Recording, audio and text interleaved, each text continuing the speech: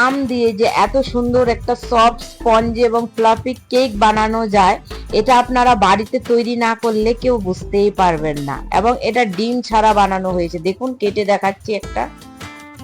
খুবই নরম এবং সফট হয়েছে এবং চারদিকটা দেখুন কি সুন্দর কুক হয়েছে, কি সুন্দর কালার এসছে পেছন দিকটায়।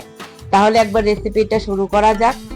তার জন্য আমি প্রথমে হাফ কাপ মতো তেল নিয়ে নিয়েছি, আমি তাতে সাদা তেল ইউজ করেছি, আপনারা তার জায়গায় বাটারও ইউজ করতে পারেন। তারপর দিয়ে দিয়েছি 1 কাপ চিনি, দিয়ে একটু ভালো করে মিক্স করে নেব। তারপর একটা ছাঁকনিতে আমি 1.5 কাপ মতো ময়দা নিয়েছি এবং তাতে দিয়েছি 3 চামচ মতো পাউডার মিল্ক, আর হাফ চামচ থেকেও কম মানে 1/4 স্পুন দিয়েছি baking soda and baking powder. আর ময়দার পরিবর্তে আপনারা হাফ সুজি হাফ ময়দা ইউজ করতে পারেন, বা পুরো সুজিতেও ওটা বানানো যেতে পারে। আর তারপর আমার লেগেছে হাফ কাপ মতো মিল্ক দিয়ে ভালো করে ওটাকে মিক্স করে নেব।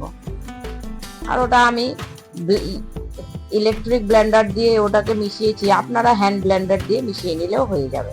এবার আমি এই আমটা নিয়েছি, এই আমটাকে পাল্প বানিয়ে নেব মিক্সিতে। বাস এই পাল্পটা এখন ব্যাটারটার সঙ্গে মিশিয়ে দেব।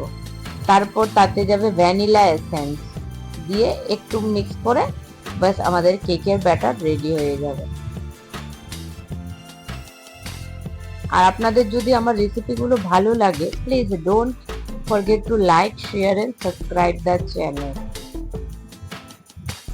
বাস কেকের ব্যাটার রেডি। এখন আমি একটা কেক টিনে আগে থেকে বাটার এবং বাটার পেপার দিয়ে গ্রিস করে নিয়েছি। তারপর আমি পুরো কেকের ব্যাটারটা তাতে ট্রান্সফার করে দেব, দেখুন এইভাবে।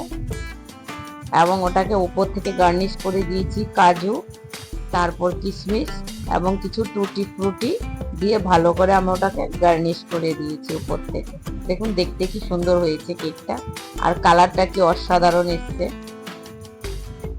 ব্যাস, এখন এটাকে বেক করার পালা। আর এটাকে আমরা গ্যাস ওভেনেই বেক করব।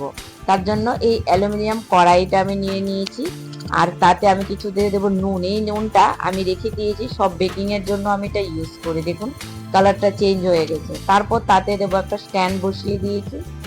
বাস এখন কেকটা এটাতে রেখে দেবো বাস, আর ঢেকে দেবো কমসে কম 40 থেকে 45 মিনিট মোটামুটি কুক হতে লাগবে। আর আপনারা মাঝখানে একটু চেক করে নেবেন, আর মিডিয়াম ফ্লেমে মোটামুটি এটা কুক করতে হবে। এখন দেখুন 30 মিনিট পর আমি একটু চেক করছি, কি সুন্দর ফুলেছে। একটু টুথপিক দিয়ে চেক করেছি তো ভেতরটা একটু ভেজা এসছে, তার মানে এটা হয়নি, আর একটু কিছুক্ষণ হয়েছে। এখন দেখুন আমি আবার লাস্টলি প্রায় 45 মিনিট পরে ওটাকে নামিয়ে নিয়েছি, হয়ে গেছে।